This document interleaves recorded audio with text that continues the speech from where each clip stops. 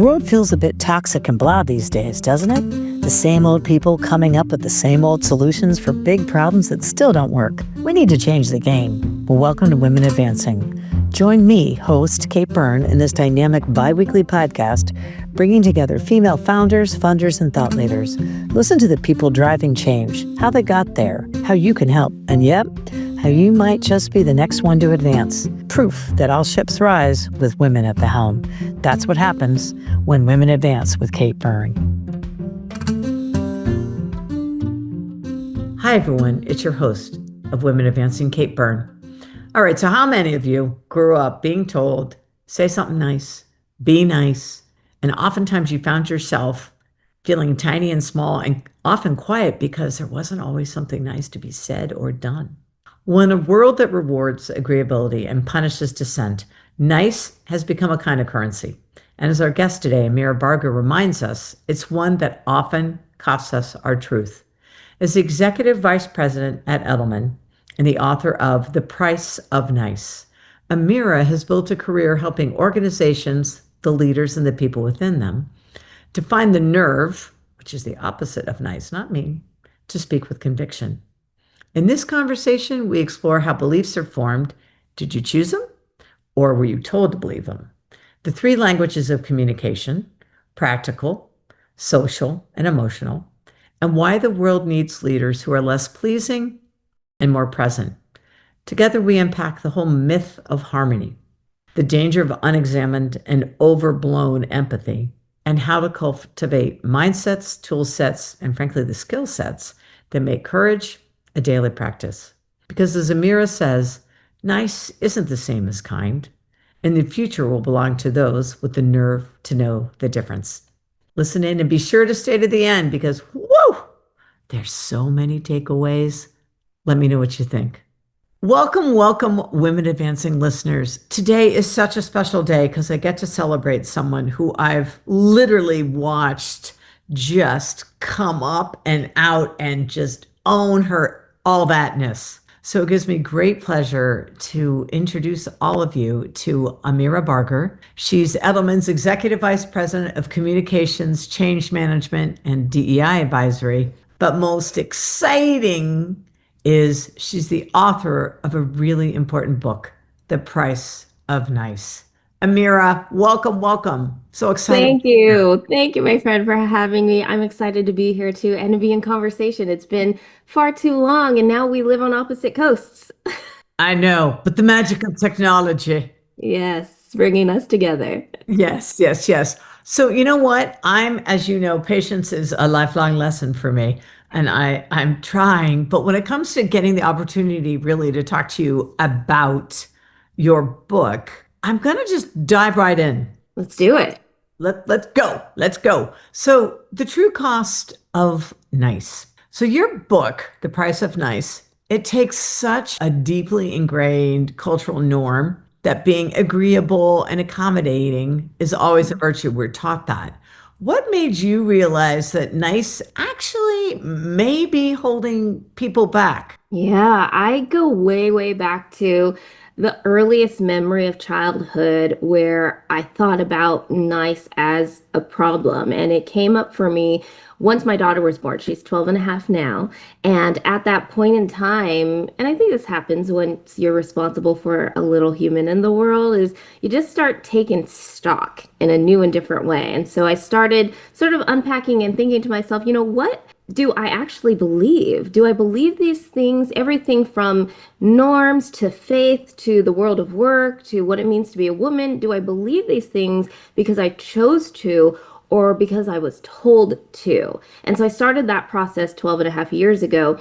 And through that process, I went back to little 9-year-old Amira. And so I'm going to tell you a story. I often tell people, I'm an 80s baby, but the 90s raised me. And way back when, before we had cell phones, believe it or not, I lived in a time where we did not have those. We had pagers at most, where we could pager code text each other. And every summer, we had these little friends who would come back with what we called back then vacation hair. Right? You didn't have a phone to text and we didn't have social media posts, but if you wanted someone to know you had been somewhere fabulous, you would get vacation hair and you'd come back. So my sisters and I, we had these two little best friends, Kat and Tiff, and they were blonde-haired, hazel-eyed twins. And every year they'd come back with vacation hair, these braided cornrows with the beads and their bright sunburned scalps. And they would always ask my mom after, a couple weeks when they'd turn into these fizzy, haystacks of hair, can you rebraid our hair? Can you make it look like theirs? Pointing at my sisters and I. And so my mom would do it and she'd sit there and patiently part their hair and try to get, some semblance of vacation hair back for them. And one day when I was 9, for whatever reason, I was standing there in the doorway as would happen every year, just watching. And I just remember sort of these dramatics, and a Broadway show is how I describe it. The comments of, ouch, it hurts so much, it's so tight. Is my hair falling out? Does it hurt this much when your hair gets braided? Does your hair fall out? Is my head bleeding? And just all of these things. And little 9-year-old Amira just snapped. And I just said, well, it's because your hair isn't made for those kinds of braids. And I felt like the oxygen left the room, and my mom just like eyes bulging, paused and was like, Amira, that's not nice. And that was sort of the first moment I could think back to. And she didn't mean for it to be the lesson that I took away from it that day. But what I did take was, that even if you say something that is true, and in that moment, that's what I thought I was doing, of telling the truth. Even if you say something that's true, if it makes someone else uncomfortable, you are the problem. And little Amira, even after that first, little, tirade, I also said, your hair isn't made for that. If you want your head to stop hurting, just don't get the braids. And so one of the lessons that I took is something I learned recently. Charles Duhigg has a book called Super Communicators. And in it, he talks about, as people, we're usually in one of 3 conversations. The first is usually a practical conversation, so solution oriented, right? And Right. the second is a emotional conversation where you're seeking empathy and connection.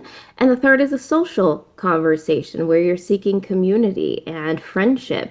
And I'm a September Virgo, and that's important for Hmm. people to know. And so I'm almost always in a practical conversation. I want to get to the brass tacks of the Excel sheet task list and who's on first and who's assigned what. Let's get the thing done. And little 9-year-old Amira, to me, the practical answer was, your head hurts. Your hair is too thin for those kinds of braids. You have a different hair texture than mine.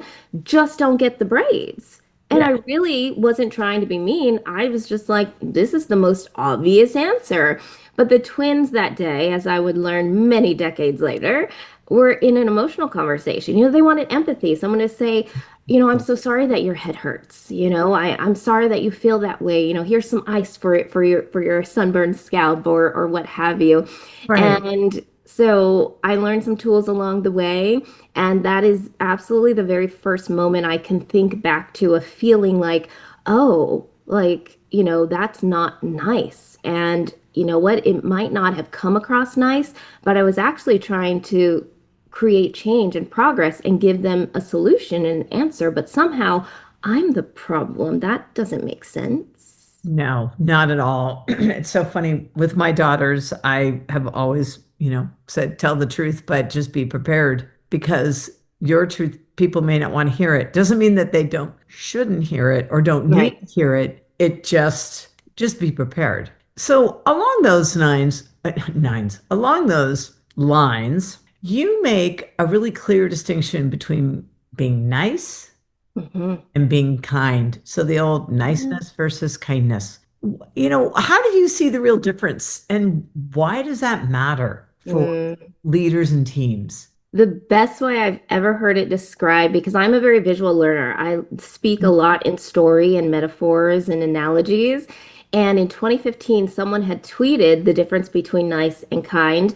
And it's still my favorite explanation to this day. So they said, nice and kind is the difference between a Californian and a New Yorker. And as a native Californian, I agree and co-sign this message. They said, Nice would be a Californian. You're outside, you're cold, you don't have a jacket. So outside and you say, "Oh my gosh, I'm so cold, I'm freezing." A Californian would walk by, hear that, and say, "Oh, I'm so sorry that you're cold. That's sad," and keep moving. A New Yorker, on the other hand, would look at you and say, "You're stupid. You came outside without a coat on. What the hell is wrong with you?" Take their coat off, hand you their coat, and fix your problem. That's the difference to me between nice and kind. Nice might come across as empathy and some Right. nice flowery words, like, but Yeah. kind, you took action, right? Is a Right. New Yorker a little gruff and rough around the edges? Sure, but I love my New Yorkers. And they took action. They solved the problem. I now have a coat and I'm no longer cold. That to me is the difference between nice and kind. It's nice, it's action oriented, Right. and that's what we need more of. Yeah. It gets it done. So Yes. I know I love that. I can't wait to tell my husband from New Jersey slash New York. Yes. We'll get a check on that one and my bonus kids too. I love it. Um, so in these days of collaborative cultures, right? Hmm. Where we're all collaborating, to your point, Yeah. we're probably much more involved in emotional conversations than we normally did. There's this whole, and I find this is true too, of people who are relatively new in management. But then I'm Mm, also going to say for older generation folks who are trying to relate to the younger generation, mm, this tightrope people walk between wanting to be mm, liked and being respected. mm, How do we coach people to find that balance to stay authentic mm, without just getting completely plowed and steamrolled? mm. I talk a lot about chosen self and how I try to Mhm. show up as my most chosen self in any situation as opposed to authentic self. And I think why I make that distinction is Yeah, as a woman, and then add another layer as a disabled woman, and then add that next layer of being a Black woman.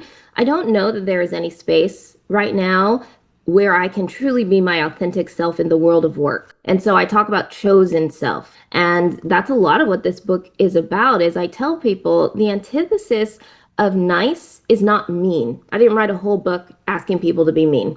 Go figure. The antithesis of nice is nerve. And I talk about practicing nerve at a 1 on the dial and sometimes a 10 on the dial.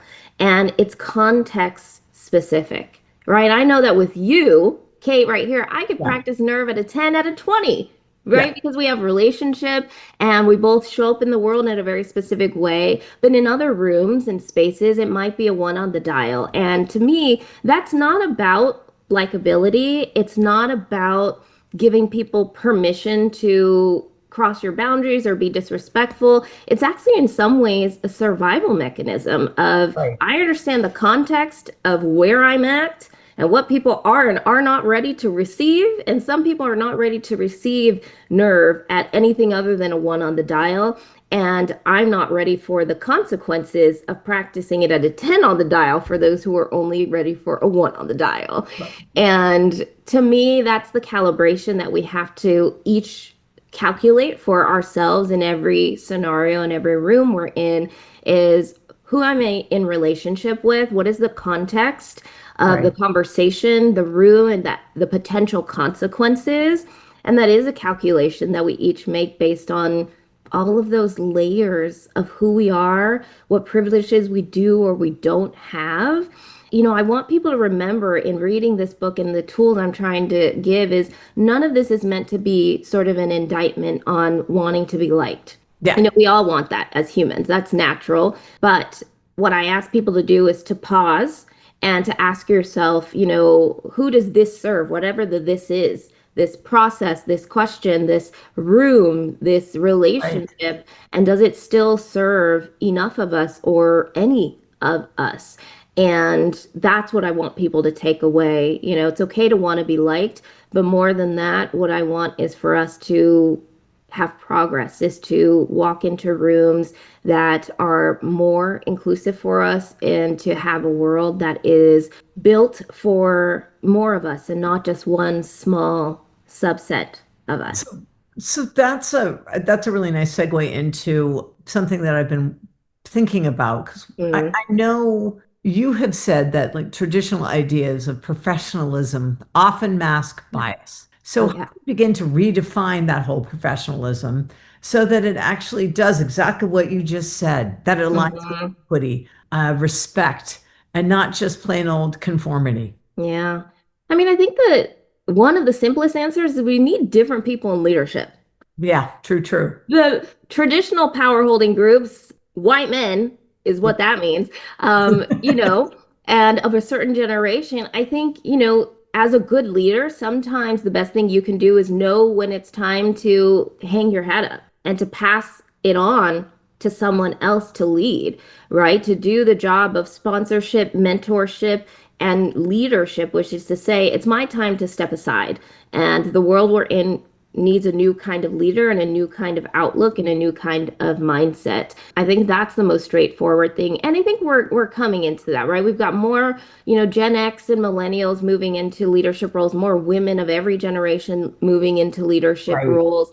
And those people have been socialized and brought up in different ways. I think about even just Gen Z, who comes from one of the most diverse sets of people ever, right? And the Yep. most Yep. diverse set of, political beliefs, religion, schooling, social context, and the way Right. that they are going to lead eventually when they are in these seats of power is going to look so different from how someone of a different generation might lead. And so I'm excited for that, for some seats to turn over into some new hands that have different ideas about how the world needs to look. I mean, think about even the conversations we're still having today about return to office. And I think Yes. some of that is there is a great conversation to be had about as humans, we need connection. Agree. Hard stop. Duh. But also, for people who are in the workforce, what does inclusion look like for them? We have 600,000 women as of today, 2025, October 23rd, in the year of our Lord, who have left the workforce. 600,000 women, 300,000 of those are Black women. And so I think about those women, and I think Yep. about how women still hold the majority of household tasks and child rearing. And yeah, it might not be super equitable or inclusive for them to have to be in an office 5 days a week when they still have to pick a kid up at what does school get out at like 3:20, which is a weird time to get out. And like, who can Yep. get back from a big city to home to pick up the kid by that time and still be productive? So, yeah, we might need more hybrid structures or more remote structures. And so, those are the conversations I want us to have of who does this serve? These norms, these rules, these structures, these policies, these workplaces that were created with men in mind, right? Yeah. So many of these norms and structures we've just perpetuated and adopted from eons ago when women weren't even in the workforce. We weren't even allowed to have credit cards of our own until the 80s. Like, what is that? Yeah. Who does it Or serve? And mortgage. does it still serve enough of us is, I think, one of the big questions we have to ask. And then from there, we have to take action of, okay, this doesn't serve enough of us. Let's reimagine it together and let's be more flexible about the structures, the policies, the norms we agree to collectively that create more room for more of us to participate. Because I don't like that 600,000 women are just suddenly out of the workforce. Checked Like, out. Exactly. Well, and everything has to do, as you said, it's so just the context of everything that yeah, like technology, that we have all these tools we that do. actually can enable us to do this And to do better. better. Yes. And so many, leaders and coaches will talk to you about you need mindsets, tool sets, skill sets, Yep. right? Yes. And I think about how what my book is trying to do is help with the mindset piece. How do we get the mindset shift to happen? Because, like you said, we have the tools, and many of us have the skills. And many of us have gone to eons of trainings and workshops and been imparted the skills and Right. the tools. A lot of this comes down to the mindset shift that has to happen. And that's why I talk about ask those bigger questions of who does this serve? Does it still serve all of us, enough of us, majority of us? And shift your mindset to reimagine a world that is inclusive inclusive of more of us and a world where we're not so hell-bent on being liked and instead we have the courage to be disliked and to practice nerve. To be real. I mean, that's the other thing I think is that when we are coming up with these new solutions and this, Mhm. it doesn't have to good. It's not, you don't flip a frickin' switch. Okay. It's gonna Right. take time. And that's been the big issue. We've already seen what happens when you just come in and go, That's right. bam, bam, Bulldoze goes everything. boom. Exactly. So we're going to have to baby step it. But even that baby step, I guarantee will feel tectonic to some. Exactly. And it's new. So it's Yeah, gonna. We haven't done it. exactly. And we Exactly. probably will get parts wrong. Again, it's Yep. new. We haven't done it. So can we also just give each other, and frankly, a little bit of grace? And then, Yep. frankly, maybe finally at last people will give feedback that is Right. helpful as Real opposed to just, feedback. oh, it's good. No, that's fine. No. Yeah, we soften it so much, right? We soften it to the point that it's meaningless feedback. I'm like, guys, Yeah. that's not what we need. We need something different.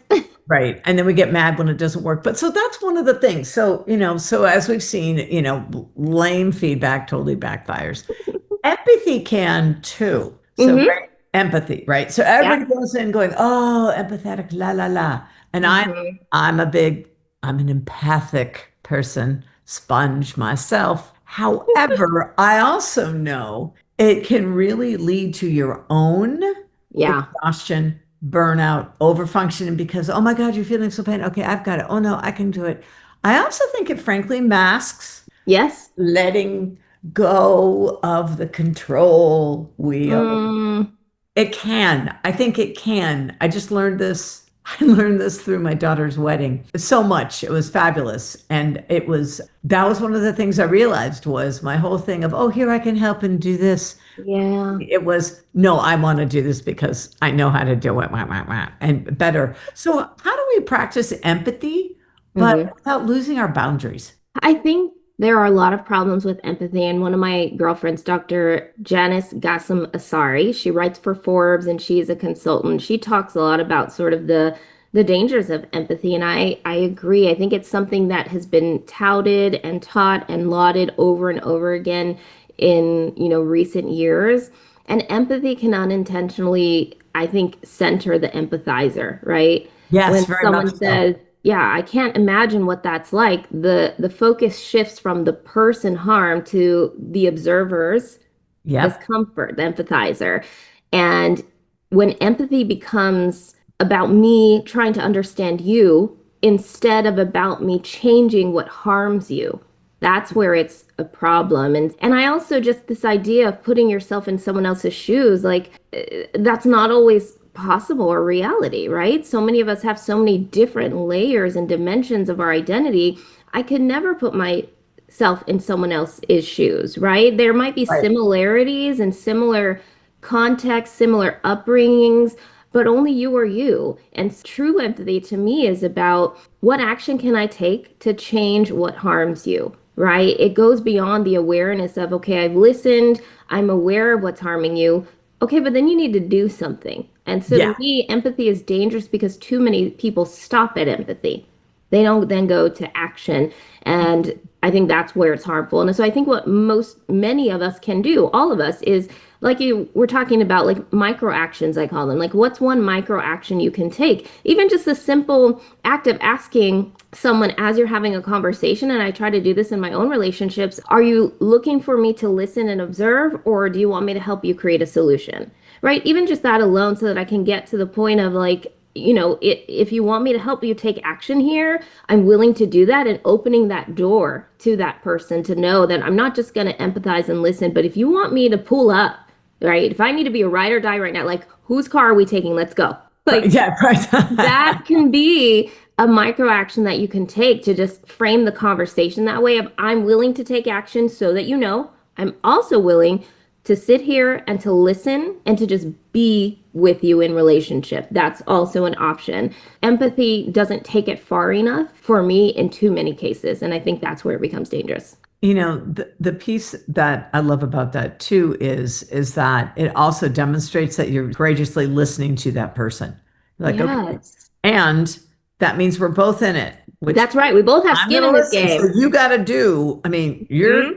you can't just victim, blah, blah, blah, right? Yeah. It moves everybody to a place of, Okay, we're actually, to your point, we're going to make a change. The dial's going to turn. There will be Exactly. the wheel won't be all the way, but it'll be a shift. And that little Mhm. baby step shift will really start probably having a resounding residual waterfall impact. Another myth that I know you talk about is this whole myth of harmony and the price of silence.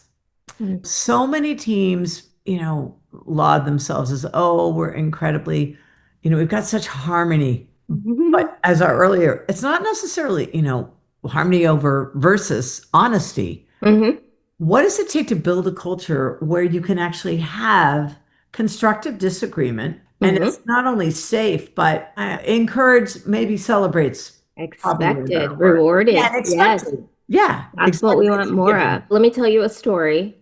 Every workplace has an insensitive term, but it's the term that we use in business, sacred cows. Another Yes. term could be darling systems. Those are rules, Ah, leaders, habits that you don't challenge and you don't change. You're not supposed to touch them. And we had one in a former, workplace of mine. It was our CEO, and I'll call him Marty. He mhm. was the sacred cow, the darling system.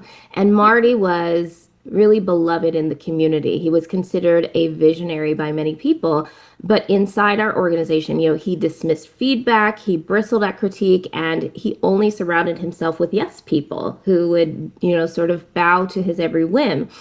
And where we failed, our executive team, but also our board of directors, who actually had the most power and the actual power, was we all tiptoed around Marty's ego. We would even edit meeting notes so that they wouldn't Whoa. sound too critical, like ridiculous stuff, next level ridiculous.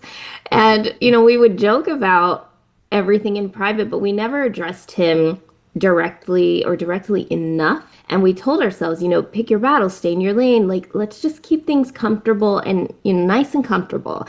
Had this big sort of once in a lifetime meeting coming up, and we all get on a plane, we fly to Capitol Hill, and we're to sit down with Congresswoman Jackie Spear, who's our rep here in San Francisco. Yeah. And this was one of those make or break opportunities. And we were actually there to try to secure $9 million for the work that we were doing. And so Marty, we're in the room. He finishes our collective pitch and he decides to drop his favorite catchphrase. And this man was known for this. It was a Marty-ism. He would sneak it into speeches at our gala, at, every stage, every meeting. This man loved this phrase. And so he finishes our pitch and he says, well, Jackie, I don't know if I'm just sipping my own Kool-Aid. And I swear to God, the oxygen leaves the room. My eyes are bulging out of my head. The Ah, congresswomen's staff are frozen and just kind of dumbfounded. Like, did you really just? yes. And Marty, I talk about him as someone who had, all the self-awareness of a brick, and he didn't realize, this wave of discomfort he had just unleashed. And Congresswoman Spear looks at him very calmly and says, you really shouldn't say that to me. And by the way, it was Flavor Aid, not Kool-Aid. Very cheekily. She gets this a lot, I'm sure. And for anyone that's unfamiliar, that phrase references the Jonestown Massacre in the 70s. And Congresswoman Spear was an aide to her congressperson in those days, and they were there doing a Wow. visit trying to help people, and she was harmed. She was actually shot multiple times that day. And that day also, 900 people were, it was a mass unaliving. They drank Yes. cyanide-laced beverage, Flavor Aid, not Kool-Aid. And so she was a survivor of that tragedy. And literally, Marty, the one person you should not say that phrase to, because the Of origins of that anybody. phrase, the one person you shouldn't say it to, you said, I, that's why we were all so dumbfounded. Jaws on the floor, the congressman's staff, me, my colleagues, like, you, what? I was just like, get me out of Oh here. my I God. I would cannot believe I'm living throw this up a little moment. bit in my mouth. Oh my God. Yeah, I'm like, this has to be like a punked moment, or am I on SNL? Get Yes. me out of here, please. I'm thinking in that moment, meeting over, like, we're Yeah. done. Mic drop. And the truth was that it wasn't just his mistake. And reflecting back, I can admit that it was ours, right? We hadn't corrected him and any of his behavior at all for years. We didn't correct his language like in the prep. We didn't coach him to drop that phrase because this is the one person you shouldn't say it to. And we had prioritized collectively now our comfort over keeping him accountable. And that's what happens when nice becomes a part of our culture and workplaces, when safety means silence, when harmony is valued over honesty, right? And everyone's trying to perform that kind of fake harmony, which really isn't serving any of us. So what we need is more nerve and more honesty, not the harmony and the fake niceties that Right. don't actually change anything for anyone. And that also really, just kind of reflects again the optics. It's reputation versus reality. Yes, And absolutely. that's just going to get nailed so fast. Well, so with that, I want to take a look and talk a little bit about, and we tapped it earlier, this fast moving workplace, right? It's Yeah. shifting. We got your hybrid models, bring them, please. We've got so many generations, 5 or 6 in any given place. Yes. That AI reshaping communication, was that a person or was it a bot? What do you think will most define the next era of leadership and connection? Because, I talk Mhm. a little bit about this at times with corporates about, you're freaking out because you have to lead multiple generations. Well, now Mm. some will be people and some will be bots. And what's that going to look like? But what do you think some of those Mm. things will be that will impact and define the next era? I really do think a lot of it is going to be this AI bit. And I know it's something that we sort of, kicking around in every conversation, every panel, every conference I'm at. It's always a topic of conversation. But I think it has to be because a lot of it has already gotten so far away from us. I think about the fact that I was just looking at TikTok the other day and down a rabbit hole because there are, I guess, these like TikTok profiles that are entirely AI. They're are new musical artists that are signed by a record label. That is, it's not a real person. Like, how do you even sign a fake person to a record label? But they have, and these fake artists are producing music. Like, I don't like who's getting the check. Like, it's not a real person. Oh my God. Like, and all of these videos and memes and things that we see that are so swiftly being used to say that some people said or did something and it's not real. And so I think that we have to come to a place where we get back to like just general media literacy and knowing and understanding how to suss out what's real and what's not Right. and reading real books again. Like, pick up a physical book, please, and read. Yeah. There's truth in these, and remember those. But I do think AI is one of the big ones because it's not only shifting the tool sets that we use and the skill sets that we have, but that third piece I talked about earlier, the mindsets. It's Yep. shifting the mindset piece of we don't even know what's real anymore. We don't even know who is real anymore. We don't Right. even know who said that or if they said that. And I think it really is shifting how we choose to interact with information and with each other.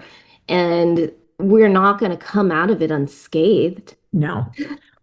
And I think you do have to commit to asking questions and critically think. I mean, I'm a broken record about critical thinking. I know Yeah, everybody is, as but you should be. I want you to talk a little bit about how do we redefine strength, Hmm, right? Because I know you've I written like that. about quiet courage it takes to lead uh, Yeah. authentically, right? So Yeah. for you, what does strength even look like for you now? And how has Yeah. that definition evolved over your career? To me, it is being really honest about what I need and stepping away from the expectations and the mold I was told I had to contort myself into. Mhm. And so I think an example would be, a handful of years ago, one of my first big corporate agencies I worked with, Ogilvy, they really wanted me for this role, and I had this very unique skill set that they needed. And there was just something in me. We had gotten to the place where they made me an offer, and there was just something in stirring in my spirit, just something otherworldly that was just like it didn't feel right. It didn't feel like the right time. It didn't feel like the right role, though every other piece of data in this world and in the world of work said, you'd be stupid not to take that job. Other people in my ear, in my world, were like, the salary they're offering, the cachet of this organization, the kind of work you're going to get to do, the kind of impact you're going to have. Why would you say no to this, especially considering where you're at today in a job that you hate, in a job that's going nowhere? Like, you've got to say yes to this, right? That would have been the Yeah. right quote unquote answer. But I Yeah. just felt something that I couldn't explain that said it's not the right time. And so I said no. And Yeah. two of the executives, you know, were, of course, because we had been courting each other for at least 6 months, and they were sort of dumbfounded, like, what do you mean? Like, You're and so they kidding, right? told, yeah, they told the president, you know, this office and this West Coast lead, and this gentleman who I had interviewed with but didn't have a lot of interaction with was like, I have to, I know I had not met him yet, but he was like, okay, I have to meet this woman because who says no to us? You know, he could have taken a different tack. They could have just been upset that they had spent time courting me and I said no. But instead, you know, in a true leader form, he was just like, this is the kind of person that should work for us because what I'm do you in. mean she said no? What do Yeah. you mean? And so he actually asked to sit down with me. So a couple weeks later, we actually had like, you know, several hours of lunch and conversation. And he was just like, I just had to meet the woman who said no to us. Because what do you mean no? Like, what do you mean? And Mhm. who are you? And like, where do you get the gall to say no? And I want to know you. And so I love that about him. I think that says a lot about Yes. who he is as a person. But I think that's part of what we need to do is in that moment, I couldn't explain it and it pushed up against everything that everyone said was the right answer. Yeah. And the mold and the desire I should have, right, with how we're socialized, with how the world is constructed around us, is I should have said yes to this opportunity. But I had to, in that moment, live my truth. And there was just something that I knew it wasn't right. And it was the time to say no, not yes. And a couple of years later, I did end up working for them. So eventually it did come to be, and that was the right time. So I think that's more of what we need is to trust the instinct that you feel and that all of these molds that we've been told we have to fit into, again, Yep. who does that serve? Does it still serve me? Does it still serve us? Does it still serve greater purpose for people and planet? And to be willing to ask those questions and to answer honestly. And sometimes that answer is no, sometimes it's hell no. But exactly. And when it's no, I mean, this is something you learn when you do sales. And I was in a similar situation with Business Week. It took them 3 times. Mm, And then I said yes, and I was stunned. They hired me at the time. I was 5 months pregnant. wow, And this wow. is back, yeah, this is Yeah, back at a in time when early that was 90s when that was surprising. not a thing. Yeah. So kudos to them. And to you, Lumone, shout out. And Joanne Bradford Love for it. prepping him for that. But that was a really big thing. And you can imagine the commitment I had with them Right. was significant because Hmm. we were like, we'd gone through it so many different times. Mm, What practices do you, and rituals I'll say too, yeah. do you use that help you stay centered? I am in nature a lot. My family and I, we love the outdoors and we love hiking. It's a thing that we do. You know, in my bio, I always included that it's one of our goals to visit all 417 of the US national parks and museums. And so we are chipping away. We have our little passport cancellation book You where you did- get a stamp for every time you go. And Nice. we are chipping away and we're always trying to find a fun hike. The grounding of being outside and breathing the oxygen and taking your shoes off and grounding in the earth and touching grass. That's one thing that I do for certain. The ritual of coffee or tea in the morning, that is something that I hold sacrosanct. I do it every day. A hot cup of coffee or tea and just a moment with self to reflect, to start your day in peace and in calm is a ritual that I do as often as I can. I grew up in an island, and if I were closer to warm water, I'm in California, but we don't really swim in our beaches unless Yeah. you're in San Diego. Yeah. But Right. True, if true. I were near a warm beach like Hawaii or another island, I would be in the water every single day. I miss that deeply. Yeah, those are some of the things that I do. Well, yeah, and they often say when I worked with a spiritual teacher, and she was telling me that whenever you need to gain your self-confidence, when you've forgotten who you Mm, are, go walk amongst the trees because the trees will witness you and I love that.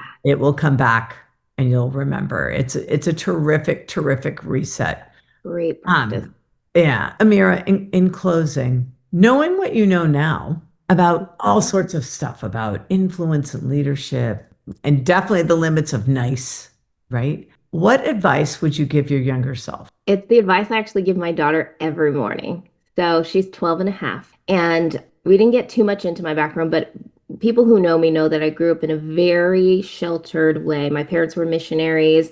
And so I grew up as an evangelical Christian, very conservative. My parents were very Republican. And so I grew up in a world that was very small and that was intentional. I was taught to fear the outside world and to Mm. fear people that didn't think and believe as we do. And my life today is eons from what I grew up in, the exact opposite, in fact, um, of everything that I grew up knowing. So, because I was taught to fear so much, what I tell my 12 and a half year old every day as she leaves off for school, I tell her I love her, of course, but then I tell her, and don't do anything I wouldn't do, which isn't much.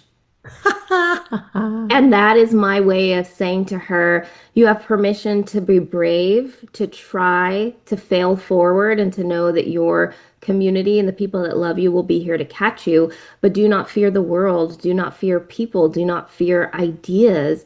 Try things on for size and figure out what you believe, what you think. And today, there really isn't much that I wouldn't do or try or say because I'm making up for lost time and I don't want her to have those constraints. So I tell her, don't do anything I wouldn't do, which really isn't much. I love that. I love that. I love the notion of making up for lost time because there is just our whole generation where so many of us were so focused, as you said, is this what you chose or is Right. this what you were told? Is this what you should do or is it what you could do? Right? Right. A little wee bit Exactly. of wonder Yes. in life and in the world. Well, oh my gosh, Amira, the book. Yes. I have finally have physical copies. I can't wait to get you one. The Price of Beautiful, Nice. It comes out on October 28th, beautiful. and it is my invitation to people to, practice more nerve. And it is my love letter to the challengers, the disruptors, the people who were told to shrink, to stay silent, and to just not do all the things you wanted to do. Yeah, please pick Oh, it up. yes, yes, yes. And for those of you, we're going to be having all the links and all the things. For those of Thank you in the you. Virginia area, I'm working on building actually out a women's advancing summit. All of you Mhm. who are listening are welcome to come. And Amira will be hopefully one of the speakers there. Sign me up. Uh, it's just to witness and feel her and experience her in person is a whole other level. Thank you so much. Epic. Well, different. Thank you so much. Congratulations Thank you. on all of it, on taking up space and making more room for others and passing the baton so you can go get another one, which is fantastic. So Thank thank you, you. thank you. Huge love, huge respect, and incredible gratitude for the conversation today. Likewise. Likewise. Until next time. Cheers. Well, did I tell you? I'm just saying, just the whole notion of the title of the book, The Price of Nice. How many of us, all ages, have been battling that one? And really, at the end of the day, rather than being nice, what we're looking for, the opposite, the antithesis of nice, is not mean, because who would write a book on that? But seriously, nobody's looking for the world to be any meaner than it is. It's really nerve, to have courage, to be able to step up and speak what you speak from your heart, but also receive the reaction and response with an open heart as well. So with that, I'm going to go ahead and dive into several KB takeaways from Amira Barger, the author of The Price of Nice and Edelman's EVP.